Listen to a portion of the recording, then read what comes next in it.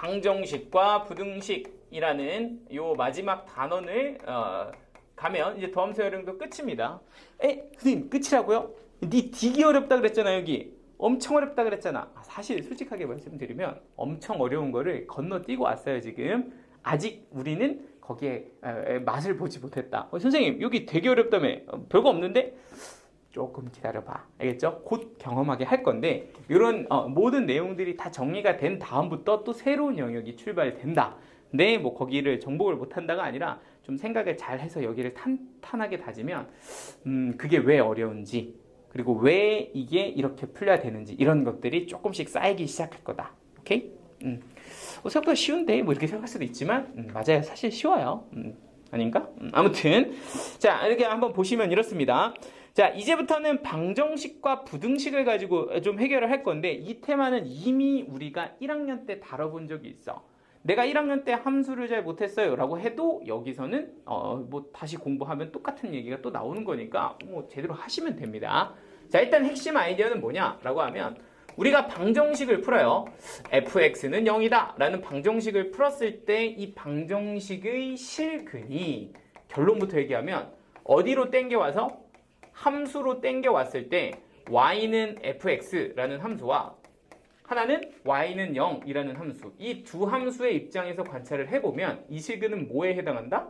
바로 교점의 x좌표에 해당한다 라는 문제를 풀어본 적이 있다고요. 그죠? 엄청나게 많이 풀었지. 어떻게 하냐? 방정식을 어디로? 함수로 땡겨서 해석할 수 있다. 방정식을 함수로 땡겨서 해석할 수 있다. 요게 가장 기본 아이디어였다. 그걸 배우는 게 1학년 때 했었던 일이라면 1학년 때는 우리가 그릴 수 있는 함수가 2차 함수까지밖에 없었어. 그러니까 여기에서 2차 방정식을 해석할 때 누구를 그려서? 그쵸. 2차 함수를 그려서 우리가 이렇게 함수를 해석을 하는데 여러분들 마음이 어땠어? 아니 그냥 근해 공식 쓰면 되는데 선생님 왜 귀찮게 그래프 그려요? 뭐 이렇게 풀었다고. 아닌가? 그런 친구들 진짜 많았는데 왜 그런가요? 왜 그렇게 번거롭게 하세요? 그냥 근해 공식 쓰거나 인수분해 하면 되는데 왜 힘겹게 그래프를 그립니까? 라고 얘기를 한다면 지금을 위해서? 약간 그런 복선 같은 거 미리미리 뭐 하자? 연습하자 뭐 그런 거 아니었을까? 맞죠? 근데 사실은 이해는 해요. 왜냐면 2차 방정식 같은 경우는 이게 그냥 푸는 게 훨씬 쉬워. 맞지? 그런데 이제 이게 2차가 아니라 몇 차가 되고 3차가 되고 몇 차가 되면 4차가 되면 여러분들 이 방정식을 푸는 게 오히려 훨씬 더 어떻게 된다?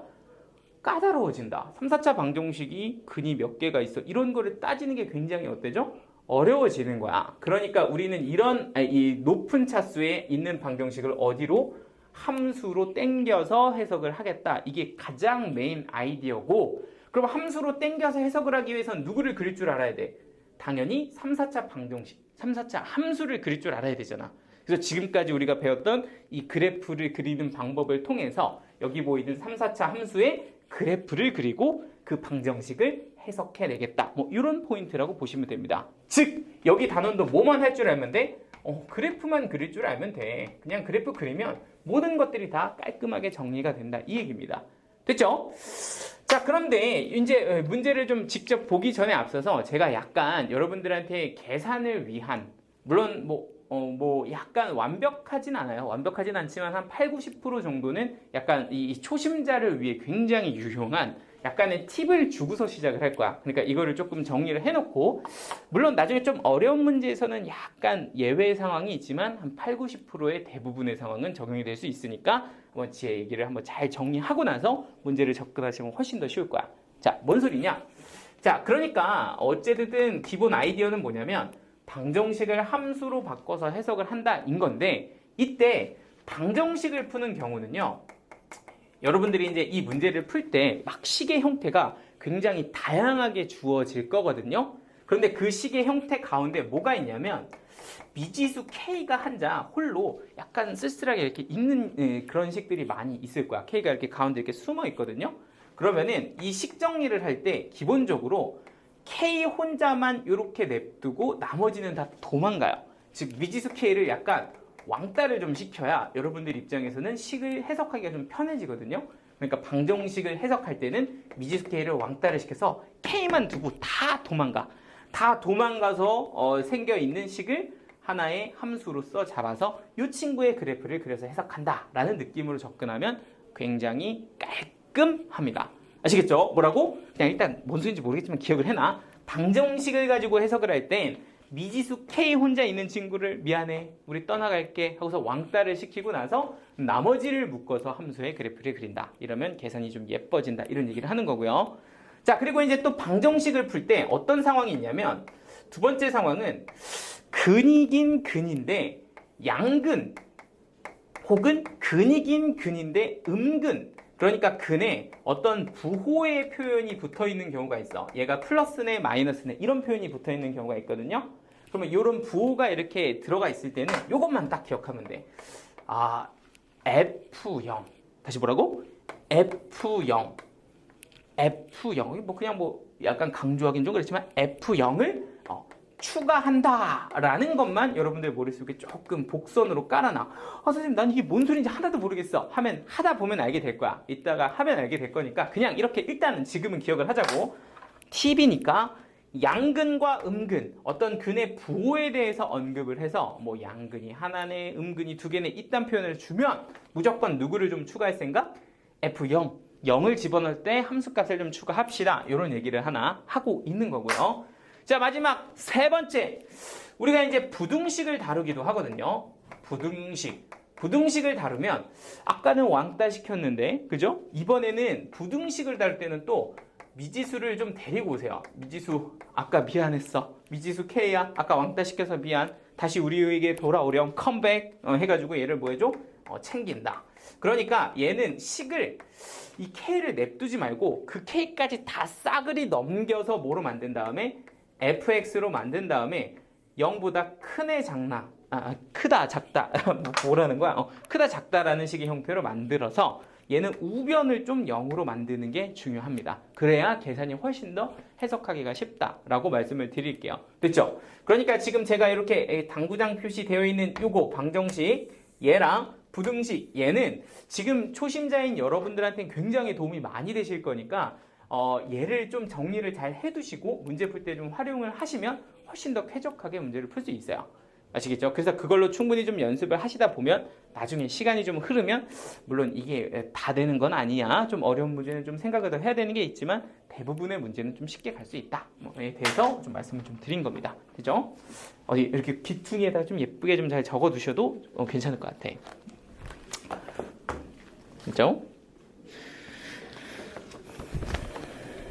자, 그럼 저는 한번 문제를 좀 풀어보도록 합시다. 저 위에 보면은 막 무슨 뭐 극대극소 이런 얘기 나오거든요. 이거는 아직은 너무 이렇게 깊게 고민하지 마세요. 일단 하나만 제대로 해. 알겠지? 나중에 저것도 다루기는 할 건데 지금은 저거 가지고 풀 때는 아니니까. 아시겠죠?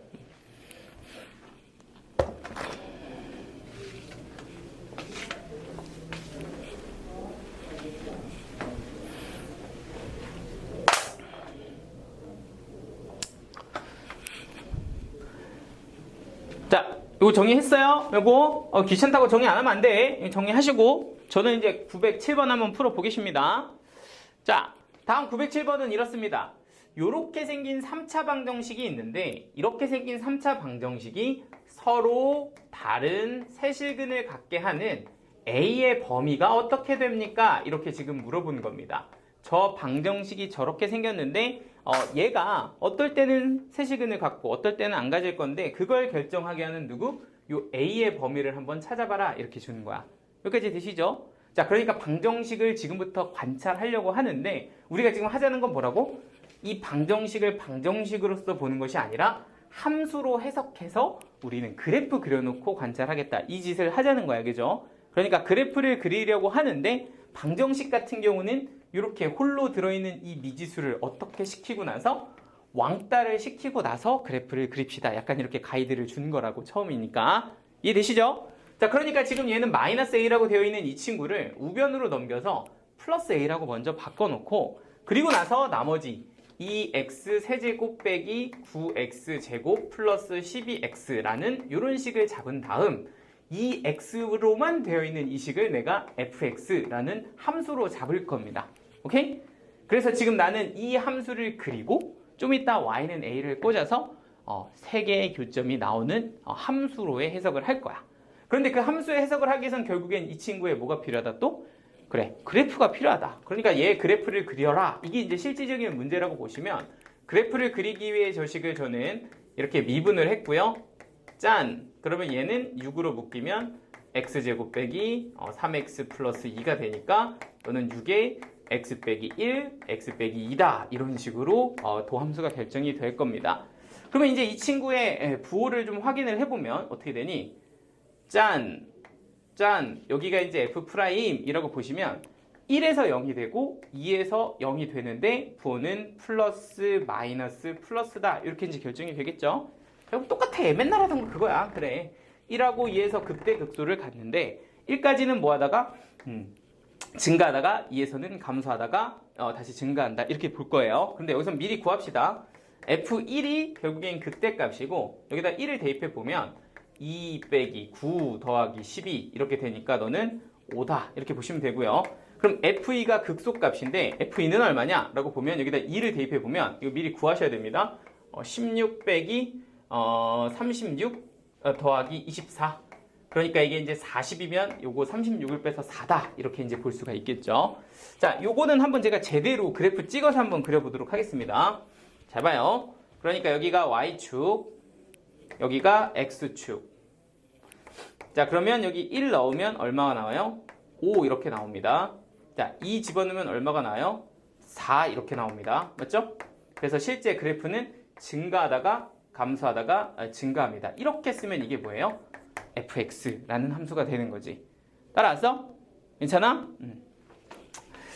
자, 그러면 이제 조건을 한번 해석해 봅시다. 이 방정식이 서로 다른 세제근을 갖는다는 건 이 함수와 이 함수를 그렸을 때 교점이 몇 개가 되게? 3개가 되게 a 값을 잡아야 된다는 것과 같은데 이 y는 a라는 애는 이게 이제 상수함수라서 a 값이 결정이 되면 가로로 쫙이잖아요. 그럼 가로로 내가 쫙 그었을 때 3개의 점이 되려면 여기 이렇게 들어가야 되죠. a가 요 사이에 들어가야 교점이 하나, 둘, 3개가 되고 그러면 여기서 교점이 3개면 방정식에서도 서로 다른 세시근을 가질 건데 그러려면 a가 어디부터 어디까지 움직일 수 있냐는 거야.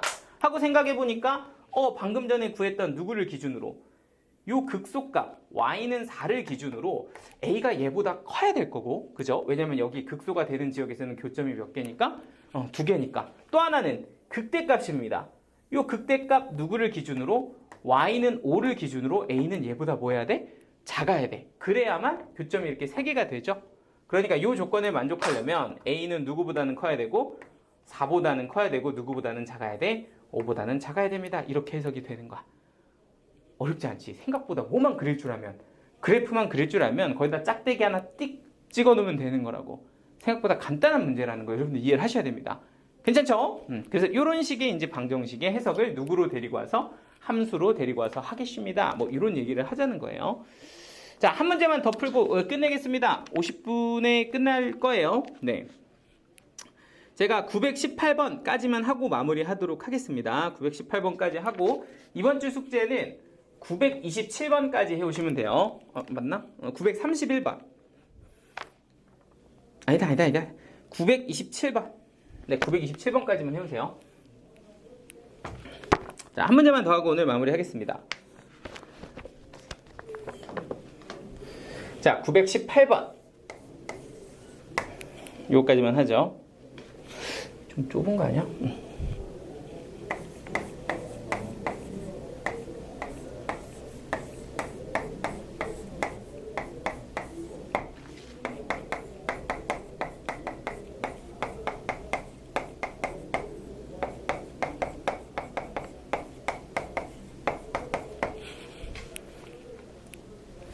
이 정도까지 나오겠는데? 조금 안 나온다. 자, 한 문제 더 보도록 하겠습니다. 자, 지금 보시면 이렇게 생긴 또 마찬가지죠. 3차 방정식이 있습니다. 이 3차 방정식의 근을 한번 조사를 하려는데 하나는 양근, 두 개는 음근. 요거 이제 또 다른이라는 말이 있어요. 다른 두 개의 음근을 가졌으면 좋겠다. 즉 근이 3개가 됐으면 좋겠다라는 문제를 준 거고, 그리고 그렇게 되게 한 K값을 한번 조사해봐. 이 아이의 범위 한번 찾아볼래? 이렇게 문제를 준 거예요. 그러니까 똑같죠? 방정식을 어디로? 함수로 바꿔서 해석하자. 이게 이제 가장 기본 아이디어고, 그런데 이제 우리 바꿀 때 다시 한번 방정식을 함수로 바꿔서 해석하는 건 알겠는데, 그거 할 때 이런 나오는 미지수 K는 뭐 시켜서? 왕따 시켜서 해석하자. 이렇게 지금 약간 길을 잡고 있는 중이잖아.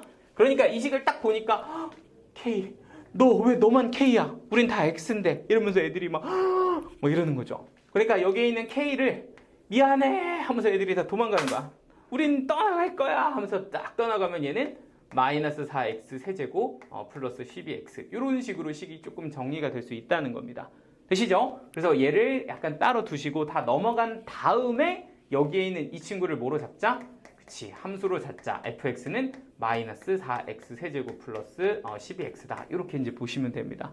됐을까요? 그러면 이제 핵심은 결국엔 이 친구의 그래프를 그리자인 거니까 그래프를 그리시면 돼요. f'x는 뭐 미분해보면 마이너스 12 x제곱 플러스 얼마가 되고 12가 되고, 그럼 얘는 마이너스 12로 묶으면 x 플러스 1, x 마이너스 1 이렇게 인수분해가 되겠죠? 자, 그럼 실제 얘는 그래프가 어떻게 그리냐면 이렇게, 이거 위로 블록이네. 위로 블록으로 이렇게 그려지고, 짠! 여기가 x축, 여기가 f 프라임, 그럼 여기가 마이너스 1, 여기가 플러스 1, 부호는 마이너스 플러스 마이너스 이렇게 결정이 될 거라고. 맞죠? 그러니까 여기서 극소값을 갖네. 극소값 어떻게 돼요? f 마이너스 1 이렇게 되니까 우리 그래프 그리려면 극소값 구해야 되잖아? 그럼 여기다가 이제 마이너스 1을 대입해 보면 4 빼기 12가 되니까 너는 마이너스 8이구나 이렇게 찍어주면 되고, 그리고 극대값도 있을 건데 극대값은 1 대입한 거네. 이제 확인되죠? f1은 1 대입해 보면 8 이렇게 나옵니다. 그러니까 실제 여러분들이 그래프를 그린다고 치면 요렇게 마이너스 1을 집어넣으면 얼마예요? 마이너스 8이에요. 그리고 1을 집어넣으면 얼마예요? 8이에요. 이렇게 이제 찍어주면 되겠죠? 8 이렇게 찍으면 된다고. 자, 그래서 이제 그래프를 그리려고 했는데 멈칫. 잠깐만. 선생님 아까 뭐 시켰는데? 하는 걸 딱 생각을 해야 돼. 뭘 시켰죠, 제가? 양근과 음근. 양근과 음근. 이렇게 근의 부호를 줄 때는 근의 부호를 우리가 조사를 해야 될 때 누구를 추가하자? F0을 추가하자. 이렇게 얘기했잖아. 이랬지? 이게 지금 추가해야 되는 포인트야. 내가 사실 그래프를 그리기 위해서 극소값하고 극대값을 찍었잖아요. 그런데 이거는 개수만 빠질 때고 지금처럼 부호까지 따져야 되잖아. 그럼 여러분들은 여기다 누굴 추가해준다? 바로 F0을 추가해준다. 이런 생각을 꼭 해주셔야 돼. 알겠지? 그래야지 저게 판정이 됩니다. 그러니까 F0이라는 건 원래 함수에 0을 대입한 거니까 0 이렇게 넣어주면 되고, 그럼 여기는 원점을 지난다까지 이렇게 세팅을 해주시면 되겠죠. 괜찮아요? 그럼 그래프 그리면 감소하다가 증가하다가 감소하니까 감소하다가 증가하다가 감소합니다. 이렇게 이제 fx 그래프가 결정이 돼요. 따랐어? 자, 그러면 이제 여기다가 내가 적당하게 누구를 꽂아서 y는 k다를 꽂아서 저 조건이 되게 해야 할 건데, 사실 근의 개수를 결정짓는 건 이렇게 두 개, 극대와 극소값입니다. 그러니까 내가 y는 8, 다 나오나 이거? 마이너스 8, y는 8 이렇게 극대값과 극소값을 이렇게 찍었을 때 일단 세실근이 되려면 얘하고 얘 사이에 들어가야 된다라는 거를 확인을 할 수가 있을 거고요. 그리고 이제 방금 전에 추가했던 F0, Y는 0 이렇게 기준선을 잡아줘야 이제 부호까지 결정이 된다. 이렇게 봐주시면 될 것 같아요. 자, 한번 그럼 그려볼까요? 제가 Y는 K를 이육이 위쪽에다가 이렇게 한번 좀 놨다고 이렇게 생각을 해봅시다. 0과 8 사이에 K를 놨어.